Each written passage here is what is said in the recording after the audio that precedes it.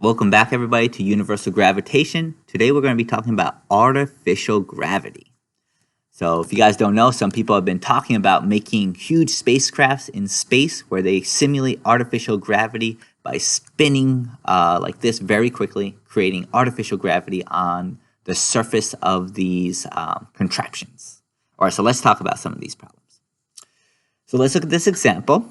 At what speed must the surface of the space station that has a radius of 1,700 meters move in the figure so that the astronaut at the point P experiences a push on his feet that equals his Earth weight?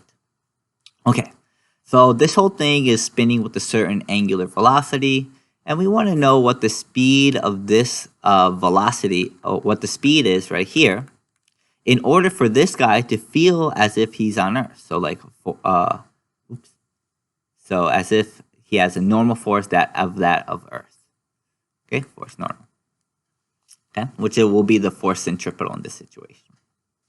So how we're going to do this problem, what we should know is the force normal, as I kind of just alluded to before, the force normal is going to be equal to the force centripetal. It's what's allowing him to stay in that circle. He's not flying out because the wall underneath him is allowing him to stay up like that.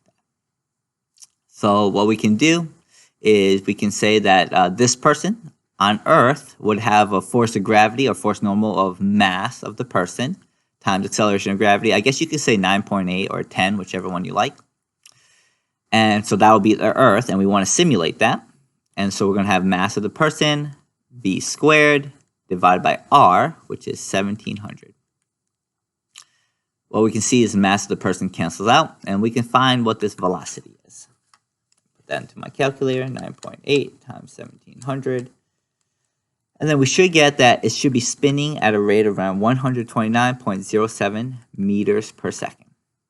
If this was at the edge, spinning at 129.07 meters per second, then this person will feel as exactly like he does on Earth, he or she. All right, let's look at the next example. All right, this one's a bit more complicated, but let's look at it together. A space laboratory is rotating to create artificial gravity. Its period of rotation is chosen so the outer ring has a radius of 2,150, as we can see here. Simulates acceleration due to gravity on Earth, which is 9.8 meters per second squared. What should be the radius r1 of the inner ring so it simulates the acceleration due to gravity on the surface of Mars, 3.72? So we want to find what this r1 is equal to. So when we're looking at this problem, it doesn't seem like we have much information. And if you're trying to do it on your own, you might get a little confused. But what I want you to think about is what is going to be the same at the outer part of this ring and the inner part of this ring. So I want you to think about what's going to be the same. And there's going to be two things that's going to be the same. The period for the inner ring and the period for the outer ring will be exactly the same, how long it takes to make one revolution. And also the omega, the angular velocity, will also be the same for the outer ring and the inner ring. Okay. That being said, let's see if we can figure this out. So knowing that, let's see if we can figure this out. So what we should know is the acceleration of gravity is going to be the same thing as the acceleration centripetal. Acceleration of gravity is the same thing as acceleration centripetal. Okay. So we know this 9.8 meters per second squared is going to be equal to v squared over r. But like we learned in the last chapter, we know that v times r is equal, not v times r, omega times r is equal to v. So what I'm going to do is I'm going to change this v to be omega times r because we know that the omega is going to be the same thing. So I'm going to change this v. Hold on. Change this v to be omega squared times r squared. What happens is one of the r's cancel out. And I know what this r is for this 9.8 meters per second simulation. That's going to be equal to 2150. So now what I could do is I can find this omega. So let me try to do that. 9.8 divided by 2150, and then square root of that. And we should get the omega is around 0.06 0.75 radians per second. Now that we know that, let's try to find what this R1 is equal to. Again, same thing.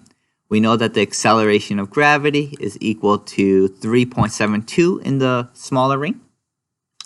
And then we know that this is going to be equal to v squared over r, but now we're going to change that v squared again to be omega squared r squared over r. One of the r's cancel out, and we're looking for what this r is. Good thing is we know what omega is. Omega is equal to 0.0675, and this is squared. And now we can find what this radius is, the smaller radius. So give me a second as I do that. 3.72 divided by 0.0675 squared. And we should get the radius as 816.5 meters.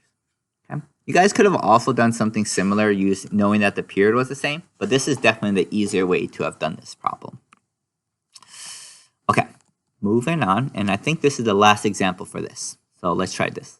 A space station of radius 90 meters is rotating to simulate a gravitational field. What is the period of the space station's rotation so that a 70-kilogram astronaut will experience a normal force by the outer wall equal to 420 newtons? Okay, so this person is experiencing a normal force of 420 newtons.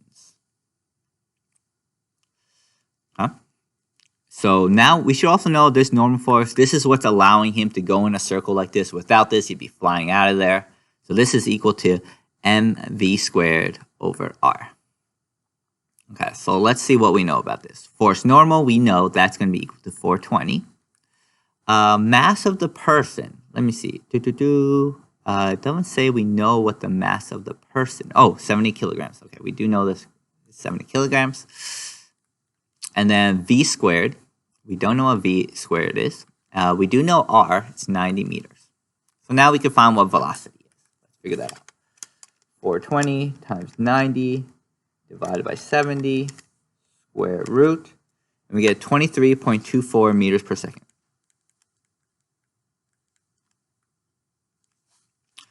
And this is going to be equal to, we should know the velocity is equal to 2 pi r divided by t. And we know r, so now we're pretty much have everything here. We know r is equal to 90. And now we can find the period. 2 pi times 90. Divide this by 23.24. And we get a period as 24.33 seconds. All right, guys. Well, thanks for watching this. I hope that it all helped. I don't think it was too bad, this part of the lesson. Next time, we'll be talking about universal gravitation. Okay? All right. Thanks, and I'll see you at the next one. Bye, guys.